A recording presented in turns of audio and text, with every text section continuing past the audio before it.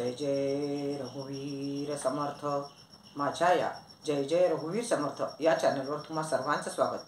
आज आपण रामदास स्वामी रचित मनाचे श्लोक यामधील 159 क्रमांकाचा श्लोक आणि त्याचा अर्थ जो मला समजलेला आहे तो मी तुमच्या समोर सांगण्याचा प्रयत्न करत आहे. या श्लोकामध्ये रामदास स्वामी असे म्हणतात, जेणे मक्षिका भक्षिली जाणीवेची, तया भोजनाची रुची प्राप्त कैची. अहम भाव ज्या मानसीचा विरेना, तया ज्ञान हे अन्न पोटी जिरेना. जय जय रघुवीर समर्थ. ज्यावेळेस आपण भोजन करायला बसतो, संपूर्ण पंचपक्वान्नाचं ताट समोर असतं आणि ते पंचपक्वान्न आपण आपल्या मुखातून आपल्या जठराग्नीमध्ये कसे जातील, केव्हा जातील याची वाट पाहत असतो. भोजन मंत्र होतो आणि तो घास उचलणार तेवढ्यात एखादी माशी तुमच्या घासामध्ये जाऊन तुमच्या तोंडात जाते.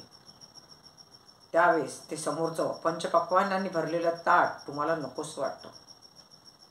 म्हणजे ज्यावेळेस ताटामध्ये सुग्रास असं जेवण असतं त्यावेळेस कधी एकदा हे अन्न आपल्या जठराग्नीमध्ये जाईल असं आपल्याला होऊन जातं. परंतु एखादी छोटीशी माशी त्यावर बसली म्हणा, किंवा ती आपल्या पोटात गेली म्हणा, किंवा ती आपल्या ताटात पडली म्हणा, तर आपल्याला ते अन्न नकोसं होतं. त्याचप्रमाणे रामदास स्वामी असे म्हणतात की ज्या मनुष्याला अहंभाव झालेला आहे, अहंकार झालेला आहे,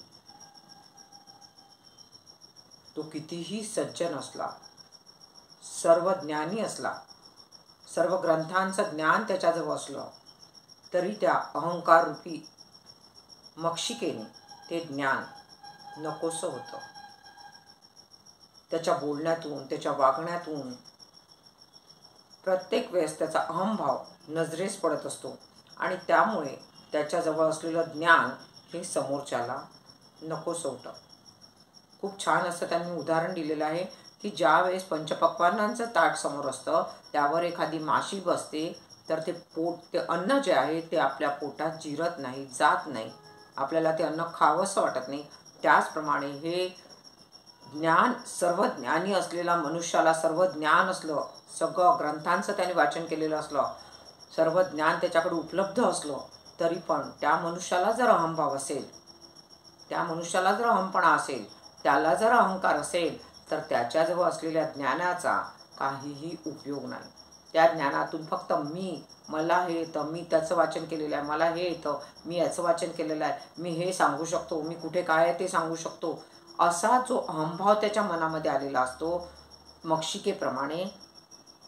त्यामुळे तो अहंभाव असल्यामुळे ते ज्ञान कोणाच्याही उपयोगी पडत नाही. परंतु जर एखादा ज्ञानी, खरोखर ज्ञानी मनुष्य असला, साधू सज्जन संत असला, तर तो त्याच्याजवळ असलेलं ज्ञान इतरांना अहंभाव न दाखवता, किंवा मुळातच त्याच्या मनात अहंभाव नसतोच, तोच सज्जन असतो, तोच संत असतो, तर तो त्या ज्ञानाचा उपयोग इतरांसाठी करतो.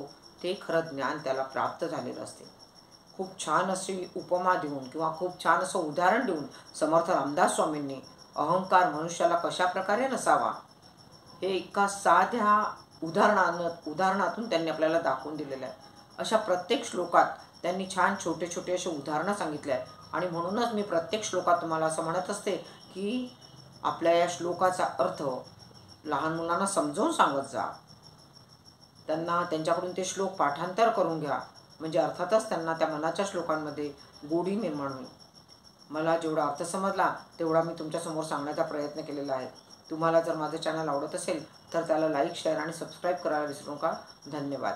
शुका सारिखे पूर्ण वैराग्य जाचे, वसिष्ठा परिज्ञान योगेश्वराचे, कवी वाल्मिका सारिखा मान्य ऐसा, नमस्कार त्या सद्गुरु रामदासा.